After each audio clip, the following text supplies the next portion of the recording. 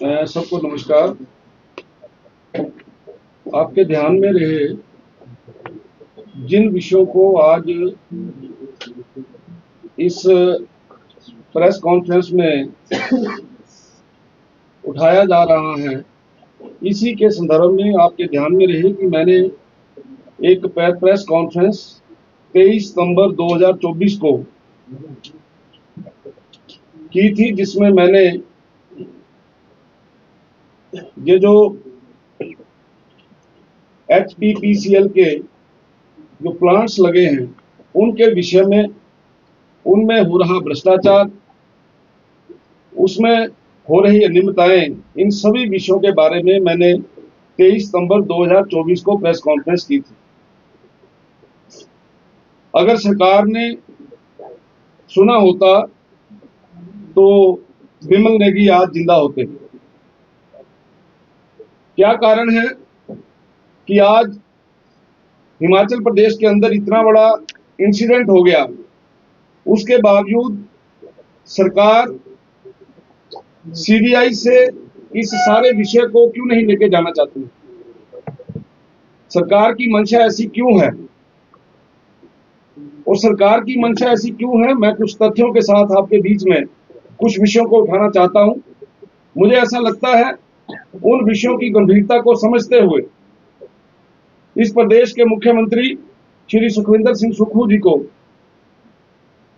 ये सोचना चाहिए, ये समझना चाहिए कि जिस प्रकार की परिस्थितियां इस पर्टिकुलर डिपार्टमेंट में हुई हैं, ऐसी ही परिस्थितियां पूरे हिमाचल प्रदेश में और भी बहुत से ऐसे विभाग हैं जिसमें बनती जा रही हैं। क्या इनसे हमें कुछ सीखना है? क्या प्रदेश के अंदर जो बाकी विभाग है जहां पे भ्रष्टाचार हो रहा है, अनियमितताएं हो रही हैं, रोज आवाज उठ रही है, क्या हिमाचल प्रदेश की सरकार उन विषयों को गंभीरता से लेगी? मैं जिन विषयों के ऊपर पहले भी बात कर चुका हूं कि पेखूवेला के अंदर जो प्लांट लगा, आपको पता होगा कि सेम प्लांट गुजरात के अंदर लगा जिसके ऊपर 144 करोड़ रुपया खर्चा आया, और जो हिमाचल प्रदेश के अंदर लगा उसके ऊपर जो खर्चा है वो 220 करोड़ रुपया। और ये क्या कारण बने, ये क्यों हुआ ऐसा, उसके बारे में कुछ बिंदुओं को मैं यहाँ पे टच करना चाहता हूं। आपके ध्यान में रहे कि जब भी कहीं पर कोई ऐसा बड़ा प्लांट लगता है, कोई DPR बनती है, तो उसका टेंडर होता है। पेखूवेला में जो प्लांट लगा उसकी जो DPR बनी उसका कोई टेंडर नहीं हुआ। वहां पर एक नॉमिनेशन बेसिस के ऊपर किसी को DPR बनाने के लिए दे दी, उसने 15 दिन के अंदर DPR जो है वो बना दी। और जो DPR कभी बनती है उस DPR को किसी एजेंसी के द्वारा चेक करवाया जाता है। पेखूवेला में बनने वाली DPR को किसी भी एजेंसी के द्वारा चेक नहीं करवाया गया, यहीं से ही गड़बड़ शुरू हो गई। और उसके कारण, और उसके बाद क्या होता है, जब आपका कोई प्लांट लगता है, उस प्लांट को फाइनेंस कहां से किया गया? क्या वो प्लांट बैंक से फाइनेंस हुआ? क्या वो प्लांट आपने नाबार्ड से किया? गवर्नमेंट ऑफ इंडिया के जितने भी सोलर प्लांट लग रहे हैं वो अलग अलग एजेंसियों से लोन लेके लगते हैं। और आपको ये बात सुनकर हैरानी होगी कि ये जो प्लांट लगा है इसमें कंपनी की CC लिमिट को प्रयोग किया गया। ये मेरे पास उनके कागज भी हैं जो ये दर्शाते हैं कि बेल लेते समय सरकार की तरफ से उनकी बेल को रोकने के लिए कोई भी वकील पेश नहीं हुआ। दोनों केसेस के अंदर ये क्या दर्शाते हैं? ये यही बात दर्शाते हैं कि अगर देश राज अंदर हो गए तो वो मीणा का नाम लेगा, और जब मीणा अंदर हो गया तो वो किसी और का नाम लेगा। इसमें कौन कौन लोग इन्वॉल्व हैं, इन सब लोगों की जो बात है वो तभी खुलनी थी अगर इनके ऊपर किसी प्रकार का एक्शन होता। दोनों की बेल हो गई, लेकिन सरकार की तरफ से कोई भी वकील जो है वहां पे डिफेंड करने के लिए नहीं गया कि इनको बेल नहीं मिलनी चाहिए। सरकार का पक्ष डिफेंड करने के लिए वहां कोई भी पेश नहीं हुआ। इसलिए मेरा सबसे बड़ा आरोप है कि सरकार ने देशराज जी को, मीणा जी को बचाने की कोशिश की है, और वो बचाने की कोशिश इसलिए की है क्योंकि इसमें व्यापक भ्रष्टाचार हुआ है। और अगर ये बात जो 6 महीने पहले मैंने कही थी, अगर उस बात को उस समय गंभीरता से लिया जाता तो ये इस प्रकार से ना होता। और आज भी बहुत से ऐसे विभाग में इसी प्रकार का होने जा रहा है।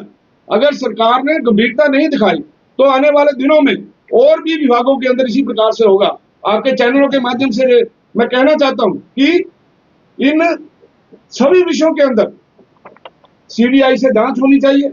इन सब विषयों को, जो विषय मैं आपके आगे रख रहा हूं, चाहे वो टेक्निकल विषय है, चाहे वो राजनीतिक विषय है, चाहे वो प्रशासनिक विषय है, उन विषयों को तभी पता लग सकता है अगर सीबीआई उसकी जांच करेगी। क्या कारण है कि सरकार सीबीआई की जांच से भाग रही है? सरकार का सीबीआई की जांच से भागना केवल यही है कि इसमें सरकार का कोई बड़ा नेता, सरकार का कोई बड़े अफसर इन सारे भ्रष्टाचार के जो हुए हैं उसमें फुली इन्वॉल्व है। आपके ध्यान में रहे कि ये जो पेखू बेला में जो प्लांट लगा था, उन दिनों की बात कर रहा हूं, 2023 की, और इसका टेंडर खोलने की तारीख थी 4 अप्रैल 2023, और उस समय पीवी मॉडल की लागत जो थी वो 28 रुपए किलोवाट थी, और अवार्ड के समय यानी 15 मई 2023 को कीमतों में 20% गिरावट आई, और उसके बाद 15 दिनों में 50% गिरावट और आई। इन सारी चीजों के बारे में सरकार ने किसी भी प्रकार का संज्ञान नहीं लिया कि कीमतों को कम किया जाए। यही कारण है कि आपकी जो प्रति मेगावाट, ये जो आपका प्लांट पेखू वाला में लगा है, 6.8 करोड़ प्रति मेगावाट उसकी लागत है, जबकि पूरे हिंदुस्तान के अंदर जो प्रति मेगावाट निर्माण की लागत है वो 4.90 रुपए प्रति वाट है, यानी करोड़, 9 करोड़ 90 के करीब जो है वो है। ये सारी चीजें ये दर्शाती हैं कि इसमें बहुत बड़ा भ्रष्टाचार हुआ है।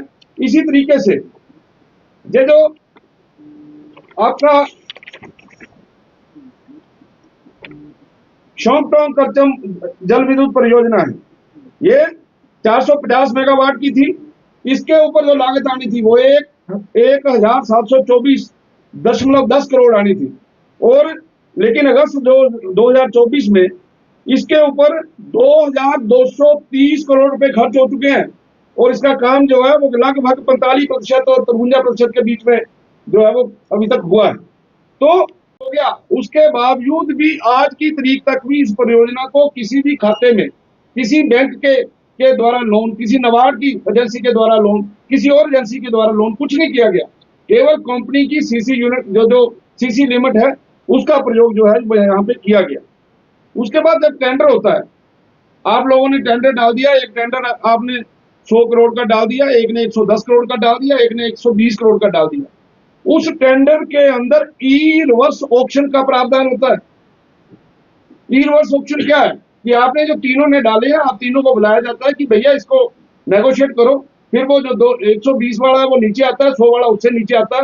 ऐसा प्रोसेस ही नहीं बनाया गया इसमें, क्योंकि इसमें सारे के सारे अधिकारी उस कंपनी के साथ मिले हुए थे, और मैं तो ये कहता हूं राजनीतिक लोग इस जो पूरे खेल के अंदर मिले हुए थे। यही कारण है कि आज जो कुछ भी हो रहा है उसके ऊपर किसी भी प्रकार की बात नहीं सुनी जा रही। अगर भारतीय जनता पार्टी ने इस विषय को उठाया है तो इसको एक राजनीतिक मांग कह के जो है वो कह दिया कि ये राजनीतिक मांग है, इसके कारण से इससे पल्ला जो है वो झाड़ा जा रहा है। इसके अलावा आपके ध्यान में रहे, अभी तक प्लांट आज की तारीख में भी पूरा नहीं हुआ, इसका बेसिक इंफ्रास्ट्रक्चर आज भी पूरा नहीं हुआ, लेकिन अफसरों के ऊपर दबाव डाल के इसका कंप्लीशन सर्टिफिकेट जो है वो जारी कर दिया गया। आज भी पैनल को साफ करने के लिए रोड्स, ट्रांसफार्मर के साथ बनने वाले कमरे, कुछ भी वहां नहीं बना है। आप वहां की वस्तु स्थिति जाकर भी देख सकते हैं। आपको पता होगा एक बार फ्लड आया, उसके कारण से प्लांट बंद हुआ, लेकिन फ्लड की प्रोटेक्शन के लिए आज की तारीख में भी वहां कुछ नहीं किया गया। उसके बाद ये पैरामीटर्स होते हैं कि जब आपका प्लांट चल पड़ा तो उसमें मिनिमम प्रोडक्शन कितनी होती है, उसका एक लिखा होता है कि इतनी मिनिमम प्रोडक्शन होनी चाहिए, लेकिन मुझे दुख के साथ कहना पड़ रहा है कि वो मिनिमम प्रोडक्शन आज तक वो जो प्लांट है वहां पर वो लक्ष्य को जो है वो प्राप्त नहीं कर सके। इसी तरीके से जो मेन कारण बना उनकी मौत का, जिसमें प्रोविजनल एक्सटेंशन ऑफ टाइम, ये जो प्रोविजनल एक्सटेंशन ऑफ टाइम किसी कंपनी को दिया जाता है तो बोर्ड के जो अधिकारी होते हैं, जब बोर्ड जो होता है उस बोर्ड की मीटिंग में वो एजेंडा जाता है और उनसे एजेंडे पे डिस्कस होने के बाद होता है। लेकिन आपके ध्यान में रहे, एक्सटेंशन ऑफ टाइम का कोई एजेंडा नहीं लगा, कोई बोर्ड ऑफ डायरेक्टर्स की मीटिंग नहीं हुई, उसके बिना ही ये जो है सारे का सारा काम कर दिया गया और 6 महीने का काम 1 वर्ष में हुआ। इसके कारण भी 15 से 20 करोड़ रुपया एचपीपीसीएल को जो है उसकी खपत लगी है। और आपके ध्यान में भी ये रहे कि इस टेंडर को जब ये फ्लोट हुआ, इस टेंडर को फ्लोट होने से लेकर टेंडर मैच्योर होने तक 15 से 20 के लगभग उसमें चेंजिंग लाई गई उस पर्टिकुलर कंपनी को बचाने के लिए। क्या मैं आपके माध्यम से यह भी पूछना चाहता हूं कि उस कंपनी ने जो 2 फॉर्च्यूनर और जो 4 इनोवा किन किन अधिकारियों को दी, कौन कौन से पॉलिटिशियन है जिनके पास दी गई, क्या इसकी भी इन्वेस्टिगेशन की जाएगी? आज ये कहा जा रहा है कि ओंकार शर्मा जी की अध्यक्षता में जो है एक जो है वो उसकी इन्वेस्टिगेशन हो रही है, लेकिन ओंकार शर्मा एक प्रशासनिक अफसर हैं, उनको वहां की जो टेक्निकल चीजें हैं उसके बारे में किस व्यक्ति को साथ में लगाया है? और अगर ओंकार शर्मा जी ने वो रिपोर्ट बना के तैयार कर दी है तो मैं तो ये मांग करता हूं आप सब चैनलों के माध्यम से कि उस रिपोर्ट को सार्वजनिक किया जाए। मैं पूछना चाहता हूं सरकार से कि ये जो 2 अफसर हैं, श्री देशराज जी और श्री हरिकेश मीणा जी, आपके ध्यान में रहे कि देशराज जी ने सुप्रीम कोर्ट से बेल ले ली है। टीसी के अंदर ये जो किराया बढ़ाया गया है ये दुर्भाग्यपूर्ण है, गरीब व्यक्ति के ऊपर बोझ डाला गया है। 5 रुपए से सीधा 10 रुपए ये जो किया गया है ये न्याय संगत नहीं है। पेटूवाला का सर आपने जिक्र किया, जो बीते कल रिपोर्ट एसीएस ने दी है, उसमें वो तार जो पेटूवाला से जुड़ते हुए विमल नेगी केस से ऐसा माना जा रहा है कि नहीं जुड़े हैं, उनकी नियुक्ति पूरा जो उसकी डीपीआर से निकले उसके बाद जो है वो शिमला न्यायालय में हुई थी, ऐसा माना जा रहा है। कहीं भी हुई हो, लेकिन ये जो व्यक्ति जो इन्वेस्टिगेशन कर रहे हैं, अगर उनकी इन्वेस्टिगेशन में इस प्रकार की बो आ रही है तो आप सीधा समझिए कि किसका प्रेशर है, किस प्रेशर के अंदर वो रिपोर्ट बन रही है। इसीलिए हम बोल रहे हैं इसकी जांच सीबीआई से होनी चाहिए, इसीलिए हम बोल रहे हैं इंडिपेंडेंट एजेंसी इन सारी चीजों को देखे, क्योंकि ये जो आपने विषय बोला है ये इस बात को दर्शाता है कि विभाग और अफसर और ये जो राजनीतिज्ञ लोग हैं ये मिले हुए। सर इसमें एक और इशू आ रहा है, मुख्यमंत्री जी बार बार कह रहे हैं कि भाई बीजेपी जो है विमल नेगी के मौत पे जो है अपनी राजनीति चमका रही है, तो क्या आपको लगता है कि ऐसा हो रहा है? मैंने आपको तथ्यों के साथ सारे विषय दिए हैं, मैंने तथ्यों के साथ आपको बताया है कि सीबीआई के पास जांच क्यों नहीं हो रही, टेंडर के अंदर किस प्रकार की अनियमितताएं हैं, किस तरीके से ये किया गया है, चौंगटाउन के अंदर कितने में बढ़ना था, राज परियोजना कहाँ पहुंच गई। और ये जो मैं बोल रहा हूँ, जो गाड़ियां बांटने का काम हुआ, जो कृपा क्यों करती है कंपनी, इस समय कंपनी को फायदा होता है। इसलिए बीजेपी के नाम पे उसको राजनीति की तरफ उसको मोड़ना गलत है। ये जो इस प्रकार से बोलकर ये उस परिवार का भी मजाक उड़ा रहे हैं और जो घटना हुई है उसका भी मजाक उड़ा। आपने इस मुद्दे को तपोवन में भी उठाया था, तब इसको गंभीरता से लिया होता तो कभी विमल नेगी वाले निश्चित तौर से मैं तो पहले बोल रहा हूँ अगर लिया होता तो विमल नेगी आज जिंदा होते। इसमें मैंने तथ्यों के साथ ये सारे विषय बोले थे। 2 स्टेटों के अंदर 2 परियोजनाओं के लगने से 100 करोड़ का अंतर नहीं हो सकता। ये एक ही जो आपकी टेंडर है, उस टेंडर के अंदर टेंडर खुलने तक उसको 20 बार उसकी कंडीशंस को बदलना, ये इसीलिए होता है जिस समय आपने किसी को फायदा देना होता है।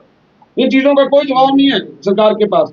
और मैं तो बिल्कुल साफ कहता हूं कि जिन अफसरों ने इस प्रकार का काम किया है वो जेल के अंदर होने चाहिए, लेकिन आप ये देख लीजिए वो जेल के अंदर ना जाए उसके लिए भी सरकार ने उन लोगों की मदद की है, जो इस बात को दर्शाता है कि ये लोग शरेआम भ्रष्टाचारी हैं। इन्होंने शरेआम जो है विमल नेगी के साथ इस प्रकार का दुराचार दुर्व्यवहार किया है।